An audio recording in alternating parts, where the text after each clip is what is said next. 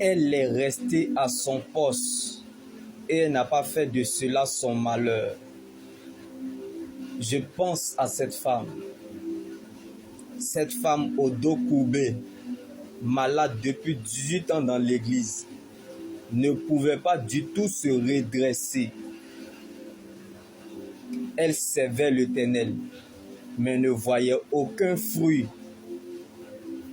La vie chrétienne est une blessure, mais sa cicatrice demeure éternellement. Jésus-Christ, c'est ça qui est doux. Le début sucré, le milieu amer et la fin glorieux. Dire qu'on est chrétien, c'est facile. Tout le monde peut le dire. Mais rester chrétien jusqu'à la fin, c'est une autre chose. Car l'évangile de Jésus va t'emmener sur les sentiers, comme cette femme au dos courbé malade depuis 18 ans dans l'église, qui ne voyait aucun signe avantageux jusqu'à présent, malgré qu'elle servait l'Éternel, mais elle ne voyait aucun fruit. D'où les gens te diront, tu n'as jamais été chrétien, tu n'es pas converti, tu n'es pas de Dieu. Comment le grand Dieu que nous chérissons, que nous aimons, que nous adorons, que nous élevons, peut te permettre d'être dans cette situation? Elle ne sait même pas qu'elle est dans ta vie selon Dieu pour assurer ton avenir. Donc c'est l'oreille qui écoute, qui donne de l'importance à la bouche qui parle. Ce que les gens disent est important mais n'a pas de valeur. Les gens peuvent parler, mais il y a une seule parole dont la parole est éternelle qui accomplit tout ce qu'elle dit, qui est la parole de Dieu. Attache-toi à elle, reste focalisé sur elle. Elle te mettra à l'aise et te fera du bien. Parfois, nous n'avons aucune idée de l'endroit où la parole de Dieu nous mène. Laisse-moi te choquer. Parfois, nous n'avons aucune idée de l'endroit où la parole de Dieu nous mène. Mais nous la laissons faire. Probablement, elle connaît la route mieux que nous. Alors, je prie que là où tu es, que Dieu redresse cette situation en ta faveur. Car la vie chrétienne n'exclut pas la souffrance. La vie chrétienne n'exclut pas les pleurs. La vie chrétienne n'exclut pas l'échec. Car l'échec nous oriente parfois vers la meilleure destination.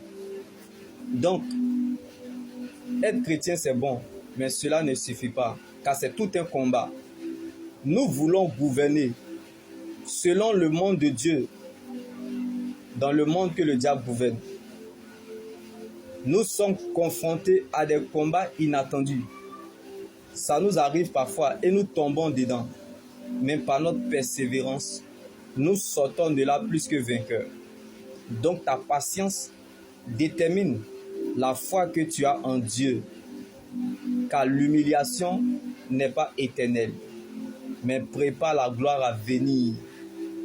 Jésus n'est pas venu pour les cas urgents, mais pour les patients. Donc ce qui est urgent pour Dieu, ou ce qui est important pour nous, laisse-moi te choquer, que ce qui est urgent pour nous n'est pas forcément important pour Dieu. Car nous avons déjà les problèmes qui dépassent les menaces, qui est l'éternité.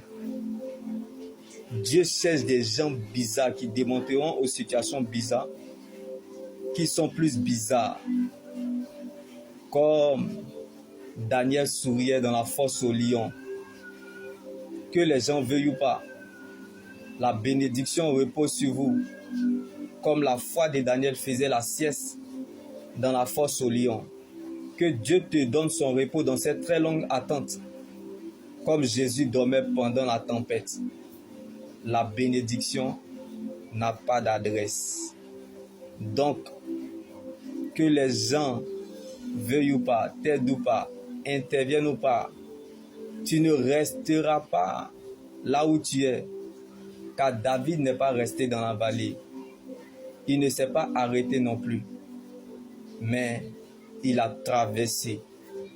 Donc, que les gens veuillent ou pas, tu marcheras sur cette situation. Car tu es le David de cette situation. La preuve de Dieu dans cette épreuve. Alors, sois donc rassuré de ton lendemain.